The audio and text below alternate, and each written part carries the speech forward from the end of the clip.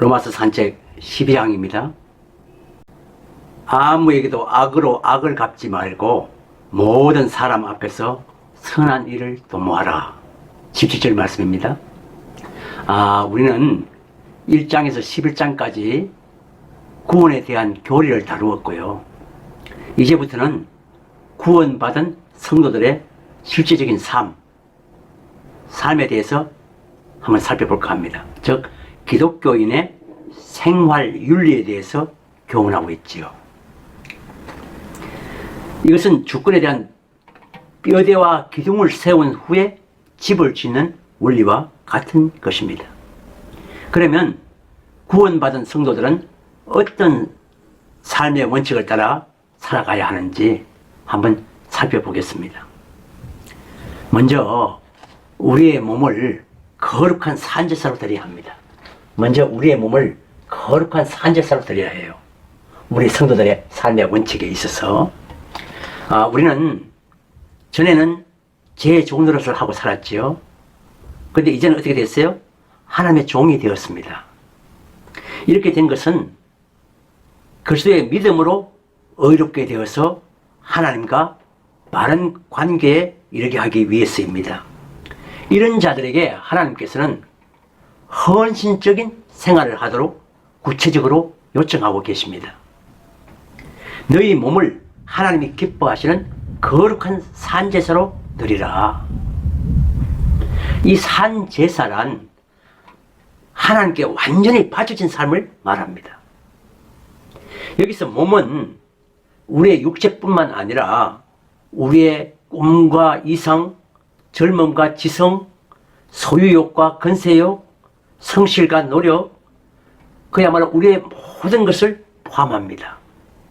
이런 영적 예배를 드리려면 어떻게 하면 됩니까? 이 세대, 즉 불순종의 세대를 본받지 말아야 합니다. 이는 세상에 휩쓸려서 비상적으로 살지 않기 위해 그야말로 피나는 투쟁을 하라는 뜻이에요. 늘 마음을 새롭게 함으로 변화를 받아야 합니다. 여러분, 그러기 위해서는 진리의 말씀에 감동을 받아서 늘 마음을 새롭게 해야 합니다. 일신, 우일신이라는 말이 있죠. 늘 하루하루를 새롭게 하나님의 뜻을 분별하여 하나님을 기쁘게 하는 삶을 살아야 합니다. 이런 생활이야말로 우리가 드릴 영적 예배입니다.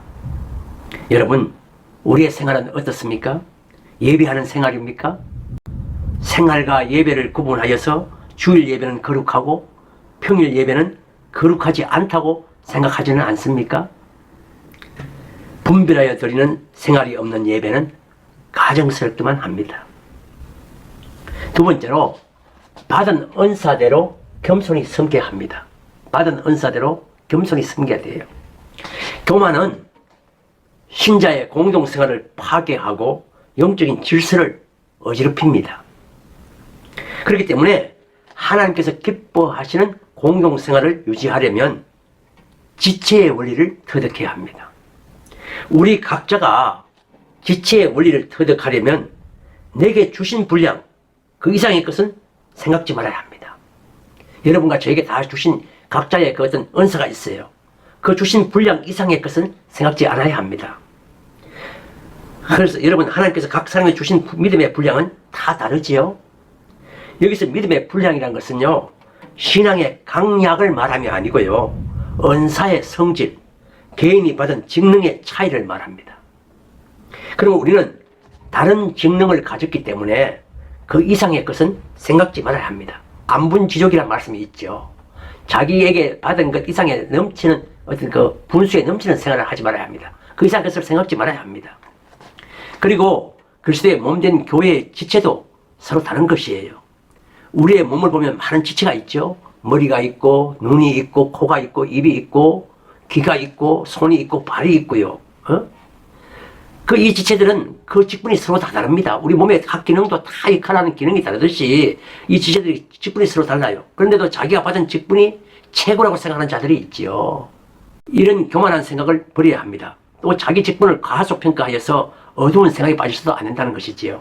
의욕상실이나 이런 것 해서도 안 되는 것이죠. 하나님께서는 우리에게 예언하는 은사, 섬기는 은사, 가르치는 은사, 건의하는 은사, 구제하는 은사, 다스리는 은사, 긍휼을 베푸는 은사, 이런 것을 중심으로 해서 이 직분을 통해서 받은 은사대로 하나님을 잘 섬기도록 하셨어요. 여러분, 우리가 받은 은사는 무엇이며 어떤 자세로 이 직분을 감당하고 있는지요? 받은 은사를 가속평가하거나 또 과대평가하여서 어두운 생각에 빠지거나 남을 무시하지는 않는지요? 세 번째로, 형제를 진심으로 사랑해야 합니다. 형제를 진심으로 사랑해야 해요. 우리가 예수님을 구주로 영접하게 되면 마음속에 형제에 대한 사랑이 싹 트게 됩니다. 그러나 지금까지 어때요? 너무 자기 중심적으로 살아오다가 갑자기 형제를 사랑하려고 할 때 참으로 어려움이 많지요. 그럼에도 불구하고 우리는 교회와 세상에 대해서 사랑을 실천하며 살아가야 합니다. 우리는 오늘 이 로마서 12장 3절에서 8절에서 신앙 공동체의 철저한 지체의식을 배우게 되는데요. 이런 공동체인 교회에 기본적으로 갖춰야 할 것은 사랑이에요. 사랑입니다. 교회에서 사랑은 너무도 중요하지요. 사랑이 없으면 천사 같은 말을 하고 산을 옮길 만한 믿음이 있고 자기에게 있는 모든 재산으로 구제하고 또 몸을 순교의 제물로 내어준다고 해도 아무 유익이 없습니다. 또한 우리는 세상에 대해서 묵상해 보아야 하겠습니다. 하나님께서는 우리 그리스도인들에게 신자들뿐만 아니라 불신자나 심지어 우리를 미워하고 핍박하는 원수까지도 사랑하라고 하십니다. 여러분, 이것은 결코 쉬운 일이 아니지요. 그러나 이것은 반드시 또 우리가 순종해야 할 명령이기도 합니다. 그리스도인들이 세상을 포기하면 그것은 직무유기입니다. 직무유기예요. 물론 그리스도인들이 세상을 하나님의 방식으로 사랑한다는 것은 대단히 어려운 과업입니다. 그러나 하나님께서 원수였던 우리를 위해서 아들을 희생하면서까지 우리를 사랑하시고 화목해 해주신 그 사랑을 생각한다면 우리도 당연히 그들을 사랑할 수 있게 됩니다. 또 사랑할 수 있습니다. 여러분, 구원받은 후의 삶은 달라져야만 합니다. 이것이 그리스도인됨의 가장 중요한 증거입니다. 우리는 이 세상을 본받지 않는 삶과 형제를 진심으로 사랑하는 삶을 통하여서 구원받은 증거를 드러내야만 합니다. 네, 감사합니다. 로마서 13장에서 다시 찾아뵙겠습니다. 로마서 12장. 그러므로 형제들아, 내가 하나님의 모든 자비하심으로 너희를 권하노니 너희 몸을 하나님이 기뻐하시는 거룩한 산제사로 드리라. 이는 너희의 드릴 영적 예배니라. 너희는 이 세대를 본받지 말고 오직 마음을 새롭게 함으로 변화를 받아 하나님의 선하시고 기뻐하시고 온전하신 뜻이 무엇인지 분별하도록 하라. 내게 주신 은혜로 말미암아 너희 중 각 사람에게 말하노니 마땅히 생각할 그 이상의 생각을 품지 말고 오직 하나님께서 각 사람에게 나눠주신 믿음의 분량대로 지혜롭게 생각하라. 우리가 한 몸에 많은 지체를 가졌으나 모든 지체가 같은 직분을 가진 것이 아니니 이와 같이 우리 많은 사람이 그리스도 안에서 한 몸이 되어 서로 지체가 되었느니라. 우리에게 주신 은혜대로 받은 은사가 각각 다르니 혹 예언이면 믿음의 분수대로, 혹 섬기는 일이면 섬기는 일로, 혹 가르치는 자면 가르치는 일로, 혹 건의하는 자면 건의하는 일로, 구제하는 자는 성실함으로, 다스리는 자는 부지런함으로, 긍휼을 베푸는 자는 즐거움으로 할 것이니라. 사랑엔 거짓이 없나니 악을 미워하고 선에 속하라. 형제를 사랑하여 서로 우애하고 존경하기를 서로 먼저 하며 부지런하여 게으르지 말고 열심을 품고 주를 섬기라. 소망 중에 즐거워하며 환난 중에 참으며